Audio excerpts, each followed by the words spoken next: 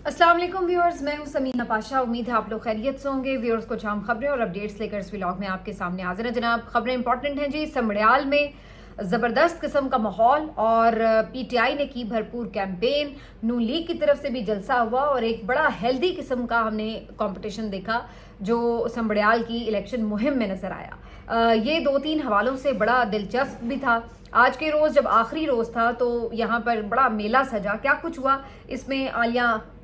हमजा साहिबा और सलमान अकरम राजा साहब भी आए हुए थे कैंपेन के लिए। तो काफ़ी जो पीटीआई का अंदरूनी मामला चलता रहता है सोशल मीडिया पर, उसके हवाले से भी काफ़ी देखने को मज़ेदार किस्म का माहौल मिला। तो इसके ऊपर भी ज़रा तफसीली बात करते हैं। इसके अलावा मिलिट्री ट्रायल्स में नईम अख्तर अफगान साहब का और जस्टिस मंदोखेल साहब का जो एक अक़लियती नोट है उसका फ़ैसला भी आ चुका है और उनका जो इख्तलाफी फ़ैसला है उसकी तफसील उन्होंने जारी की है, वो भी आपके साथ शेयर करते हैं। इसके बाद जी आपके साथ जिक्र करेंगे कि मरियम नवाज साहिबा और नवाज शरीफ साहब के जो चेले चमचे हैं, ये लगता है कि इनसे भी ज़्यादा अकल से पैदल हैं और ये क्या हरकतें कर रहे हैं उसकी एक नई मिसाल जो है वो आपको बताएंगे। फिर आज डॉक्टर यास्मीन राशिद साहिबा ने ख़त लिखा है चीफ जस्टिस का नाम एक दफ़ा फिर से। इनफैक्ट कल इन्होंने ये ख़त लिखा था जो मंजर आम पर आया था। इसकी कुछ तफसीलात आपके साथ शेयर करेंगे। साबिक सेनेटर जो जमात इस्लामी के हैं मुश्ताक अहमद साहब, उनके साथ भी बहुत नारवा सलूक किया गया, उसके बारे में भी आपको तफसीलात बताते हैं। तो काफ़ी कुछ है जी इस व्लॉग में। आपसे रिक्वेस्ट है कि चैनल को सब्सक्राइब कर लें अगर अभी तक सब्सक्राइब नहीं किया। तो जनाब, सबसे पहले अब आपको ये बता दें कि जो समड़ियाल में सूरत हाल बनी वो बड़ी दिलचस्प है। समड़ियाल में आपको पता है कि एक ज़िमनी इलेक्शन है और सूबाई सीट का ये इलेक्शन है, लेकिन ये काफ़ी मरकज़ निगाह बना हुआ है क्योंकि काफ़ी अरसे के बाद ये देखने को मिला कि पीटीआई को थोड़ी कैंपेन करने दी गई है। बहरहाल अगरचे बहुत वो नहीं है कि बहुत फ्री हैंड मिलाई है उस तरह, लेकिन फिर भी कंपैरेटिवली मैं समझती हूँ कि बेहतर माहौल था और इंतखाबी मुहिम चलाई पीटीआई के कैंडिडेट ने। बहुत से इनके जो अहम रहनुमा थे ये भी आते रहे कैंपेन चलाने और आखिरी दिन उन्होंने एक जलसा भी किया। और जलसा तो जो जलसा गाह में हो रहा था सो हो रहा था, लेकिन ओवरऑल जो इस वक्त शहर में सूरत हाल थी ये बहुत दिलचस्प थी। और सियालकोट शहर सारा ही तकरीबन सड़क पर निकला हुआ था रात गए तक, क्योंकि 12 बजे ये कैंपेन ख़त्म हो जानी थी। तो भरपूर किस्म की यहाँ पे ये इंतखाबी मुहिम चलाई गई। पीएमएलएन की तरफ से भी अच्छी कैंपेन चलाई गई, लेकिन ज़्यादातर बाकी दिनों में ये खामोश रहे। आखिरी दिन ज़रा इनको हमने देखा कि आखिरी 1-2 दिनों में ये लोग भी ज़रा बाहर निकले और अब ये उनका ओवर कॉन्फिडेंस था कि जी हमने जीत ही जाना है, तो हमें क्या ज़रूरत है कैंपेन की। वैसे भी ये सीट जो थी पहले नून लीग के ही कैंडिडेट के पास थी और उनके बाद उनके गुजर जाने के बाद उनकी साहबजादी अब यहाँ पर खड़ी हुई हैं। तो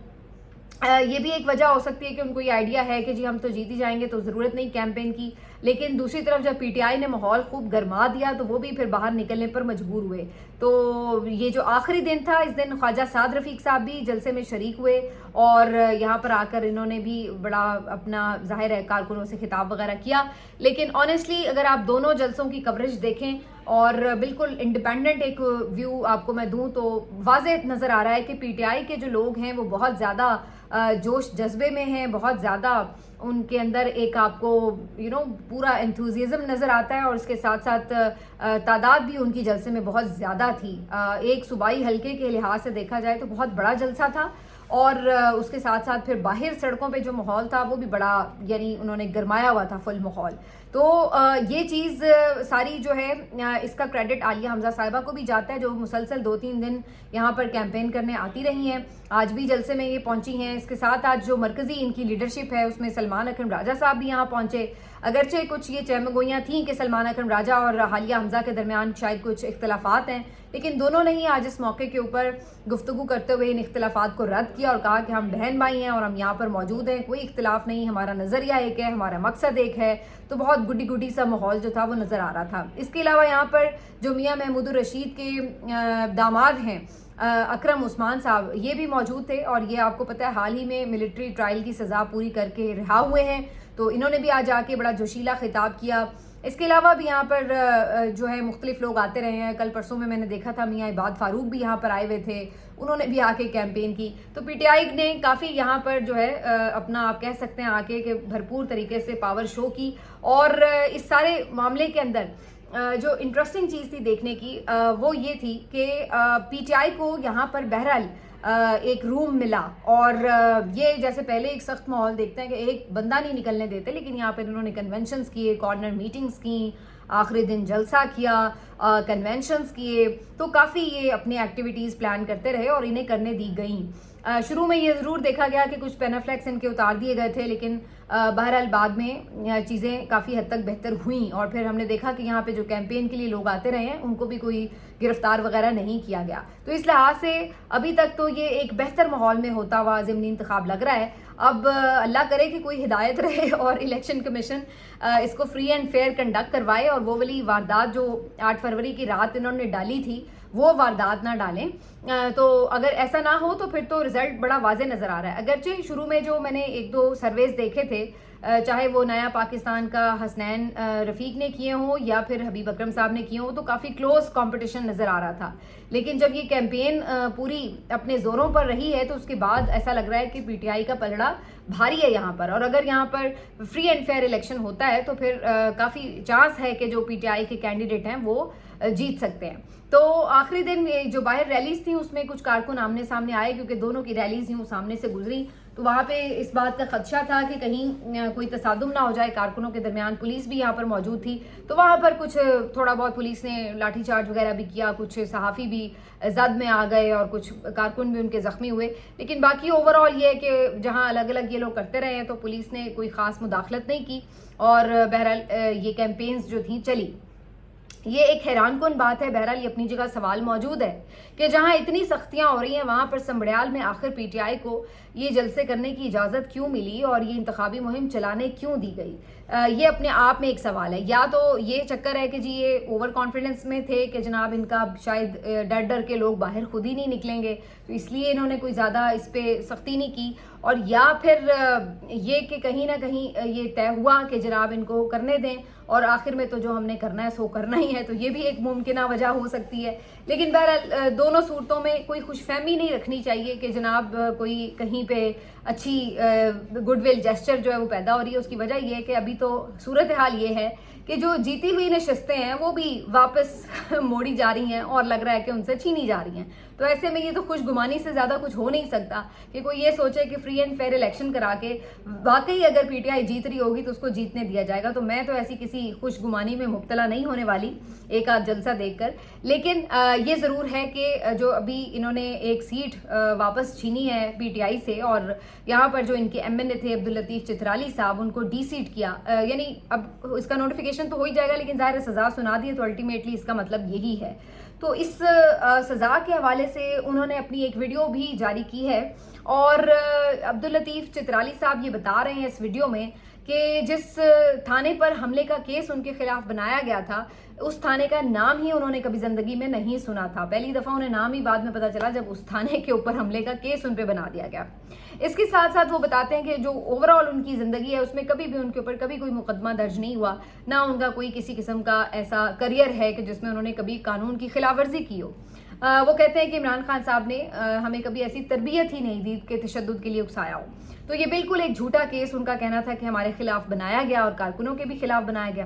صرف یہی نہیں کہ یہ کیس اس طرح کا بنایا گیا، بلکہ دیکھا جائے تو اس کیس میں اور بھی بہت ساری چیزیں کھل کے اب سامنے آئی ہیں۔ پتہ یہ چلا ہے کہ اس میں فیئر ٹرائل کا موقع بھی نہیں ملا ہے، اور جو ملزمان کے وکیل تھے انہوں نے ابھی دلائل بھی نہیں دیے تھے، لیکن اس سے پہلے ہی یہ فیصلہ سنا دیا گیا۔ اس کے علاوہ یہ بھی پتہ چلا ہے کہ اس کیس کے اندر کوئی خاص شواہد وغیرہ بھی نہیں دیے جا سکے، اور ایک گواہ بھی منحرف ہو گیا تھا، جو ایک گواہ کے طور پر جس کو انہوں نے بتایا تھا وہ گواہ بھی منحرف ہو گیا، اور اس نے کہا کہ جی میں نے تو اس طرح کا کوئی واقعہ ہی نہیں دیکھا، میں تو اس وقت موجود ہی نہیں تھا۔ تو یہ بھی ہوا اس کیس کے دوران، لیکن اس کے باوجود بھی یہ کیس میں فیصلہ سنایا گیا اور 10 سال کی سزا سنا دی گئی۔ اب عام طور پہ یہ بھی نہیں ہوتا کہ ایک اگر کوئی جرم کسی جگہ پہ ہوا ہے، وہاں پہ اگر 50 لوگ ہیں تو 50 کے 50 کو آپ ایک ہی جتنا جرم کرنے پر ایک جیسی ہی سزا دے دیں، لیکن یہ بھی دلچسپ ہے کہ آپ نے 11 کارکنوں کو، ایک ایم این اے کو، 12 لوگوں کو ایک ساتھ ایک ہی جرم میں ایک جیسی سزا سنا دی ہے۔ یعنی ہوتا ہے نا کہ کسی نے اگر ڈنڈا اٹھایا ہے تو اس کو اتنی سزا ملے گی، اگر کسی نے کچھ درخت کو آگ لگائی ہے تو اس کو اتنی سزا ملے گی، اگر کسی نے کوئی پوری بلڈنگ جلائی ہے تو اس کو اس حساب سے سزا ملے گی۔ تو جس نے جتنا جرم کیا ہوتا ہے اسی حساب سے سزا ہوتی ہے۔ یہ تو نہیں ہو سکتا کہ 12 کے 12 لوگوں نے ایک جیسا جرم کیا ہو، تو یہ بھی اپنے آپ میں دلچسپ واقعہ ہے۔ اور یہ سب چیزوں کے ساتھ ساتھ کچھ صحافی بھی بڑے انٹرسٹنگ سوال اٹھا رہے ہیں کہ مزے کی بات یہ کہ جس تھانے کا یہاں پر جلنے کا بتایا جا رہا ہے کہ جس کے جرم میں ان کو سزائیں سنائی گئی ہیں وہ کیا جلا بھی تھا یا نہیں، کیونکہ ہم نے جو 9 مئی کی مختلف فوٹیجز دیکھی اس میں ایسی کوئی فوٹیج نہیں دیکھی کہ جس میں اسلام آباد کا تھانہ رمنا جو ہے اس کو جلایا گیا ہو، اس کی کوئی فوٹیج سامنے آئی ہو. حالانکہ اس وقت تو ظاہر ہے سب فوٹیجز وغیرہ بن رہی تھی جہاں بھی جلاؤ گھراؤ کے واقعات ہوئے. تو یہ تمام چیزیں وہ ہیں جن کے سوال ابھی باقی ہیں، جواب ابھی باقی ہیں، لیکن سزا سنانے والے نے بہت جلد بازی کی اور فٹافٹ سزا بھی سنا دی اور وجہ بڑی صاف ہے. تو بہرحال یہ جو عبداللطیف صاحب ہیں انہوں نے اپنی ویڈیو میں یہ بھی بتایا کہ 26ویں ترمیم کے موقع پر انہیں 2 ارب روپے کی آفر بھی کی گئی تھی کہ آپ منحرف ہو جائیں اور جو ووٹ ہے وہ ادھر ترمیم کے حق میں کر دیں،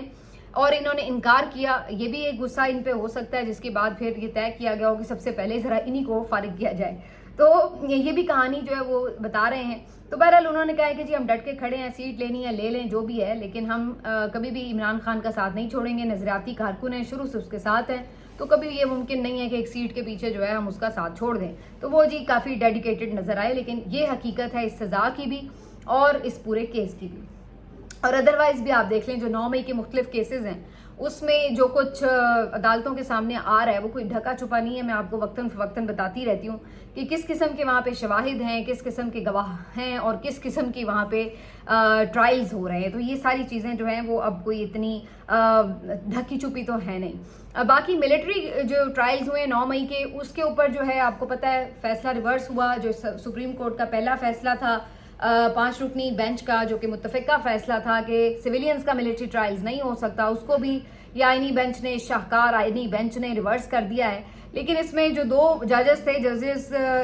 جو تھے نعیم اختر افغان صاحب اور جسٹس جمال خان مندوخیل صاحب، انہوں نے اس سے اختلاف کیا اور اپنا اختلافی فیصلہ انہوں نے جاری کر دیا ہے، جس میں انہوں نے وجوہات یہ بتائی ہیں کہ کہیں پہ بھی ایسا نہیں ہوتا کہ سویلینز کا کورٹ مارشل کیا جا سکے. انہوں نے واضح طور پر کہا ہے کہ جو فوج ہے، فوجی افسر ہے، وہ صرف دفاعی معاملات کے لیے ایکسپرٹ ہوتا ہے، اس کو قانون کے حوالے سے اتنی زیادہ چیزوں کی اویئرنیس نہیں ہوتی، تو ان کے حوالے یہ پورا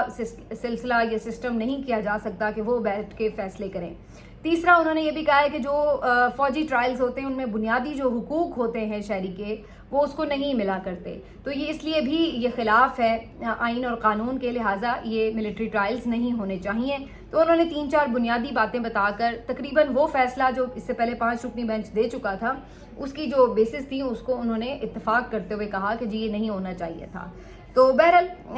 چونکہ میجورٹی فیصلہ اس کے حق میں تھا تو اب ملٹری ٹرائلز کو تو انہوں نے جائز قرار دے دیا ہے، لیکن یہ ان 2 ججز نے جو ہے مختلف فیصلے دیے. اب آ جاتے ہیں جی کہ ڈاکٹر یاسمین راشد صاحبہ بھی اسی قسم کی کہانی سناتی ہیں، اور انہوں نے چیف جسٹس صاحب کو پہلے بھی 2-3 خط لکھے، انہوں نے ایک اور خط لکھ دیا ہے، اور ان کے کسی خط کے اوپر نہ تو کوئی ایکشن ہوا ہے اور نہ ہی ان کی طرف سے کوئی جواب آیا ہے. پہلے بھی خطوط میں ڈاکٹر یاسمین راشد صاحبہ نے پوری کہانی بتائی تھی کہ کس طریقے سے انہیں مسلسل نشانہ بنایا جا رہا ہے اور وہ جیل میں ہیں، ان کو ضمانت نہیں دی جا رہی، ان کا کوئی ریکارڈ پیش نہیں کیا جاتا. ہر دفعہ پیشی پر ایک ہی بکواس کر دی جاتی ہے کہ جی ریکارڈ نہیں ہے، اور اس کے بعد اگلی تاریخ لے لی جاتی ہے. نہ کوئی چالان پورا ہوتا ہے، نہ کوئی ریکارڈ پیش کیا جاتا ہے، نہ کوئی ثبوت ہے، نہ کوئی گواہ ہیں، لیکن ضمانت کو روک کے رکھا ہوا ہے. اور حتیٰ کہ وہ بیمار بھی ہوئی ہیں 2-3 مرتبہ، اس کے باوجود بھی ان کو جیل میں رکھا گیا ہے. ایک آدھ دن کوئی ٹریٹمنٹ دے دیا پھر جیل میں لے آئے. تو یہ سب چلتا رہا ہے. تو ڈاکٹر صاحبہ جو انسانی حقوق کی خلاف ورزیاں ہو رہی ہیں اور جو عدلیہ کے نیچے، ناک کے نیچے جو کچھ ہو رہا ہے قیدیوں کے ساتھ، وہ تمام چیزوں کو بیان کر چکی ہیں پہلے بھی اپنے لیٹرز میں، اور یہ لیٹر بھی جو انہوں نے لکھا اس میں انہوں نے بڑا واضح سارا جو سلوک ہے وہ بتایا ہے. لیکن نہ پہلے ان کے کان پر کوئی جوں رنگی تھی، نہ اب کوئی جوں رنگنے کا امکان ہے. اگرچہ یہ لوگ حج پہ گئے ہوئے ہیں، لیکن مجھے نہیں پتا کہ یہ کس طرح کے حج ہوتے ہیں کہ جب آپ دنیا میں ناانصافی کر رہے ہیں، اتنے بڑے منصب پر بیٹھے ہیں، تو اللہ ہی بہتر جانتا ہے کہ یہ ان کے حج جو ہیں وہ کیسے قبول ہوں گے. میرے ذہن میں تو سوال اٹھتے ہیں. بہرحال وہ غالب کا شعر ہے نا کہ کعبے کس منہ سے جاؤ گے غالب، شرم تم کو مگر نہیں آتی. تو کچھ ایسی ہی صورتحال ہم تو سوچتے ہیں. ہم تو اپنے بارے میں بھی سوچتے ہیں کہ پتہ نہیں ہم سے نادانستہ کتنی غلطیاں ہو جاتی ہیں، اور جو سب کچھ اتنا ظلم جبر کر رہے ہوں اور دیکھتے ہیں کرتے ہوئے لوگوں کو اور انصاف نہیں فراہم کرتے، تو ان کا کیا معاملہ ہوگا اللہ تعالیٰ کے ہاں. میں تو اس بات پہ دنگ رہ جاتی ہوں کہ کیسے لوگ اس طرح کر سکتے ہیں. آگے جی جہاں ظلم اور جبر کی بات ہو رہی ہے، تو جو جبر ہوا ہے غزہ پر وہ بھی انپریسیڈنٹڈ ہے. اور افسوس کی بات یہ کہ اگرچہ ہماری ریاستی پالیسی یہ ہے کہ جی ہم اسرائیل کے مظالم کے خلاف ہیں، غزہ اور فلسطین کے ساتھ ہیں، لیکن اس کے باوجود بھی ہمیں اپنے ملک میں وہ مظاہرے، وہ اتحاد، وہ یکجہتی کا اظہار نہیں ملا غزہ کے سلسلے میں جو ہم دیکھنا چاہتے تھے۔ اور آپ کو پتہ ہے کہ جو جماعت اسلامی کے سابق سینیٹر ہیں مشتاق احمد صاحب، وہ کئی مرتبہ غزہ کے حق میں کیمپس لگاتے ہیں، احتجاج کرنے کی کوشش کرتے ہیں، کچھ لوگ اور بھی ان کے ساتھ مل جاتے ہیں، لیکن ہر دفعہ انہیں مزاحمت کا سامنا کرنا پڑتا ہے، بار بار وہ گرفتار بھی ہوئے ہیں۔ تو اسی طرح کا واقعہ کل بھی پیش آیا ہے۔ پہلے ان کی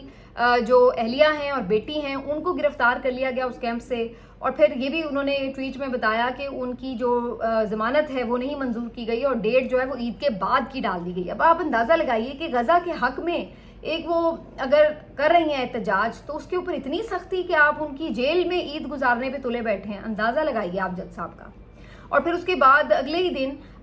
نہ صرف یہ کہ ان کو تو رکھا ہی ہوا تھا، پھر ان کو سینیٹر صاحب کو بھی پکڑ کے لے گئے، ان کو بھی گرفتار کر لیا۔ پھر جو طاہرہ عبداللہ صاحبہ ہیں، یہ بھی ایک سوشل ورکر ہیں اور یہ انسانی حقوق کے حوالے سے آواز اٹھاتی رہتی ہیں، ان کو بھی اس کیمپ سے گرفتار کر لیا، ایک دو اور لوگوں کو گرفتار کر لیا۔ بعد میں رات گئے یہ جو خواتین ہیں ان کو تو چھوڑ دیا گیا، لیکن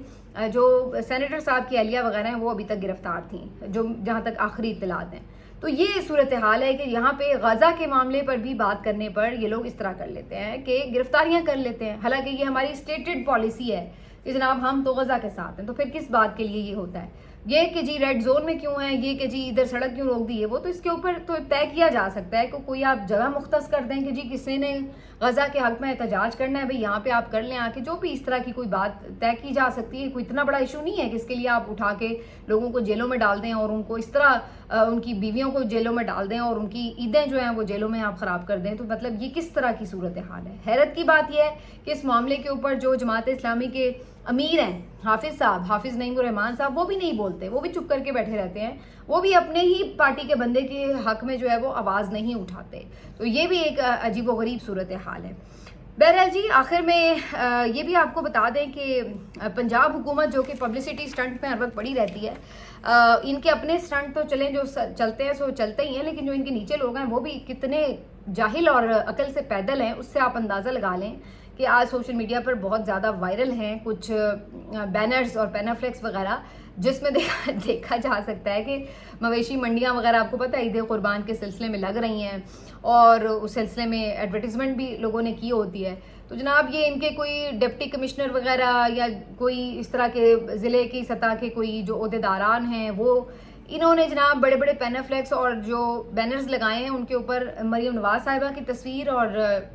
نواز شریف صاحب کی تصویر، دونوں کی تصویریں لگا کر درمیان میں لکھا ہوا ہے بڑے جانور چھوٹے جانور دستیاب ہیں، بڑے جانور دستیاب ہیں، اور کہیں لکھا ہوا ہے کہ جی یہاں پہ جانوروں کے ڈاکٹر دستیاب ہیں۔ پتہ نہیں اس طرح کی انہوں نے اشتہار بنائے، سوری مجھے ہنسیاں بڑی آ رہی، لیکن آپ وہ دیکھیں تو اتنی فنی وہ لگ رہی ہے کہ اب جن لوگوں کو خوش کرنے کے لیے ان کی تصویریں چپکا رہے ہیں، انہیں یہ نہیں عقل آ رہی کہ یہ انہی کی انسلٹ کر رہے ہیں اور ان کو باقاعدہ جانور ہی کہہ دیا ہے۔ تو یہ اس طرح کی صورتحال ہے کہ یہ لوگ اتنے، انہیں بھی پتہ ہے کہ یہ لوگ اپنے خود پسندی اور نرگسیت کے خبط میں اس طرح مبتلا ہیں، اور انہیں پتہ ہے کہ مریم تو ہر جگہ پہ اپنی تصویر چپکانے کی شوقین ہیں، ان کو تو مطلب کوئی جگہ نہیں اب میرا خیال باقی بچ گئی کہ جہاں اس خاتون نے اپنی تصویر نہ لگائی ہو۔ تو انہوں نے جانوروں کی منڈیوں کے اوپر، جانوروں کی منڈیوں کے پینافلیکس کے اوپر جس میں لکھا ہوا ہے کہ بڑے جانور، چھوٹے جانور، سستے جانور، تو ان کی بھی جو ہے وہ تصویریں لگا دی ہیں۔ تو یہ صورتحال ہے، اور اب اس کے اوپر جو سوشل میڈیا پر مزے کے تبصرے چل رہے ہیں، جو ٹرولنگ ہو رہی ہے، وہ اب آپ خود دیکھ لیں۔ وہ میں نے دہرائی تو مجھے تو پیکا ایکٹ لگا کر کہیں اندر نہ کر دیں۔ تو ملتے ہیں آپ سے اگلے ویلاگ میں، اپنا خیال رکھیے، اللہ حافظ۔